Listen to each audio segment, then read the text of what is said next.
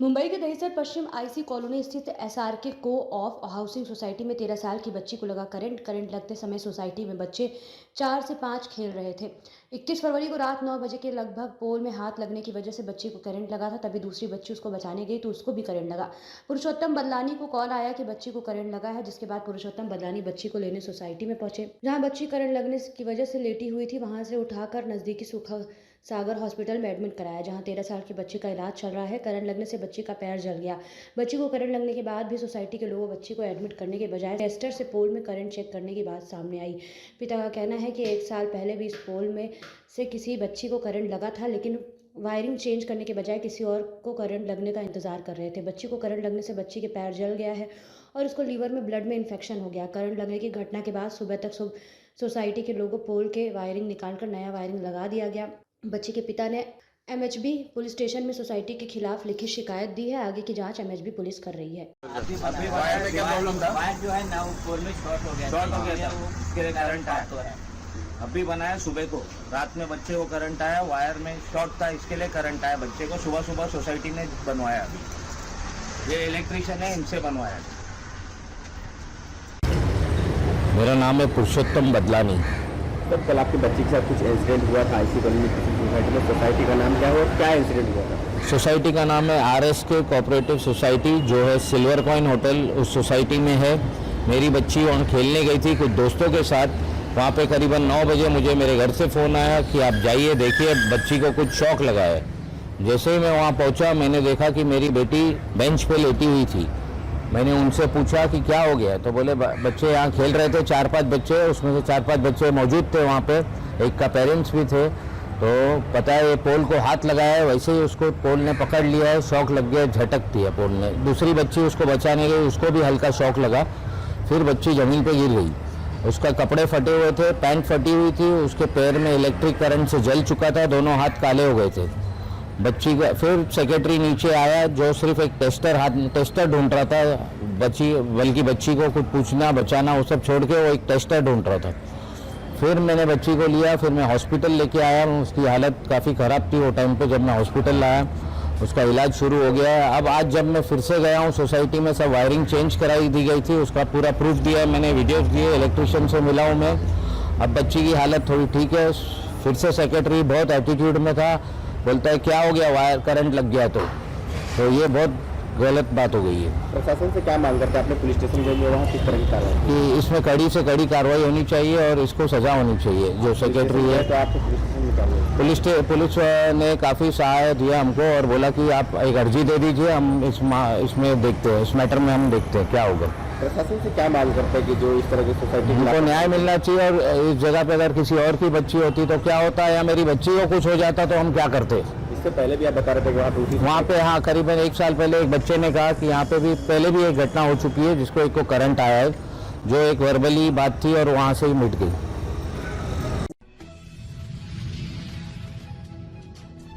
मीरा भाईदर हैदराबाद की गोशमहल सीट से विधायक और विवादित नेता टी राजा की आखिरकार मीरा रोड में रैली हुई। इस दौरान राजा ने एक गुट के लिए आपत्तिजनक शब्दों का खूब इस्तेमाल किया। खास बात यह है कि मंच पर स्थानीय विधायक गीता जैन भी बैठी थी और वह इस पर मुस्कुरा रही थी। पुलिस ने टी राजा सिंह को मैदान में सभा को इजाजत नहीं दी, जिसके बाद वह कोर्ट से रैली की परमिशन लाए थे। इसके बाद आयोजकों ने मीरा रोड की एक सड़क पर सभा शुरू कर दी। रैली और सभा में हजारों लोग उपस्थित थे। रैली की शुरुआत काशी मीरा नाके से शुरू हुई और साईं बाबा नगर के सभा स्थल तक पहुंची। रैली में प्रमुख रूप से मीरा भाईदर की निर्दलीय विधायक गीता जैन उपस्थित थी। रैली में विधायक जैन ने खुद को हिंदू नेता और हिंदू शेरनी घोषित कर दिया। आयोजन स्थल और उसके आसपास पुलिस की कड़ी सुरक्षा थी। एहतियातन पुलिस ने आसपास की दुकानें भी बंद करा दी। इससे दुकानदारों में नाराजगी दिखी। कार्यक्रम की संवेदनशीलता के मद्देनजर हजारों पुलिसकर्मी यहाँ तैनात किए गए थे। पुलिस उपायुक्त प्रकाश गायकवाड़ खुद मैदान में डटे हुए थे और पल पल का जायजा ले रहे थे। शब बारात को देखते हुए पुलिस कोई भी गड़बड़ी नहीं चाहती थी। टी राजा ने वहां मौजूद भीड़ के सामने अपने अंदाज में भाषण दिया। एक गुट के लिए उन्होंने आपत्तिजनक और अश्लील शब्दों का इस्तेमाल किया। राजा ने अपने भाषण में विधायक गीता की उपस्थिति में लिंग सूचक गालियां भी दी, जिनका वीडियो वायरल हो गया। जब राजा ऐसे शब्दों का इस्तेमाल कर रहे थे, इस वक्त जैन के मुस्कुराते हुए देखा जा सकता है। राजा ने इस मौके पर हिंदू राष्ट्र का जिक्र किया। कार्यक्रम के आयोजक भले सकल से हिंदू समाज के नरेश शिले थे। लेकिन सूत्रों का कहना था कि कार्यक्रम की मुख्य प्रायोजक विधायक गीता जैन थी। नरेश सिविल कॉन्ट्रैक्टर है। कार्यक्रम का आयोजन और खुद को हिंदू नेता कहने पर राजनीतिक गलियारे में चर्चा शुरू हो गई है। गीता जैन हिंदुत्व के नाम पर आगामी चुनावी लड़ना चाहती हैं। राजा ने अपने भाषण में बाला साहेब ठाकरे की जमकर तारीफ की। राजा ने कहा कि बाला साहेब ठाकरे के सामने सभी नेता इसलिए झुकते हैं क्योंकि उन्होंने एक भगवा झंडा हाथ में थाम रखा है।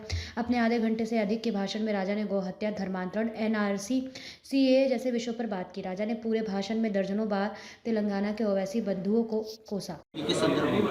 आज के उद्देश्य में क्या बनेगा? देखिए, छत्रपति शिवाजी महाराज की जयंती के उपलक्ष्य में 19 फरवरी का ही यहाँ कार्यक्रम था मीरा रोड पर, लेकिन फिर पुलिस द्वारा हमें यहाँ सूचना दी गई कि प्रधानमंत्री मोदी जी का भी कार्यक्रम है और थोड़ा डिस्टर्बेंस हो सकता है, और फिर वो समय पर परमिशन भी उन्होंने कैंसिल कर दी गई थी। तो उसके बाद में हम लोगों ने ये तय किया कि छत्रपति शिवाजी महाराज की जयंती हम लोग 25 तारीख के दिन भी मनाएंगे, क्योंकि पूरे भारत में अलग अलग तारीखों पर शिव जयंती का उत्सव किया जाता है। तो हम लोगों ने और हमारे मैडम जी ने विचार किया है कि हम लोग 25 तारीख के दिन यहाँ कार्यक्रम करेंगे। तो हमारी 25 तारीख की पूरी तैयारी थी, यानी आज की तैयारी हमारी पूरी थी। तो फिर पता नहीं कि किसके दबाव में हमारी पुलिस आई तो लास्ट मोमेंट में परमिशन भी कैंसिल कर दिया 25 तारीख का भी। फिर कोर्ट की शरण में गए और कोर्ट ने कंडीशन के साथ में आज की रैली का, आज का सभा का परमिशन दिया है और बहुत अच्छा कार्यक्रम होगा। छत्रपति शिवाजी महाराज की जयंती पूरे भारत में नहीं पूरे विश्व में बहुत ही धूमधाम से मनाई जाती है, और ख़ास करके महाराष्ट्र जैसे राज्य में तो हर जिले में, हर विधानसभा में बहुत ही धूमधाम से मनाई जाती है। तो आज मीरा रोड पर भी बहुत ही भव्य और अच्छे से कार्यक्रम होगा। सर, यहाँ आपके आने से पहले एक भय का वातावरण बनाया गया है, तो उसके बारे में आपका क्या कहना है? देखिए, ये सोशल मीडिया में ही भय का वातावरण बनाया गया कि आज की रैली होगी, भड़काऊ भाषण होगा, दंगे फसाद होंगे, इस प्रकार से एक सोशल मीडिया में एक वातावरण बनाया गया। लेकिन जहाँ जहाँ पर हमारी सभाएं होती है, रैली होती है, छोटी सी घटनाएं भी नहीं होती है, क्योंकि हम जो सत्य, हम सत्य पे बात करते हैं।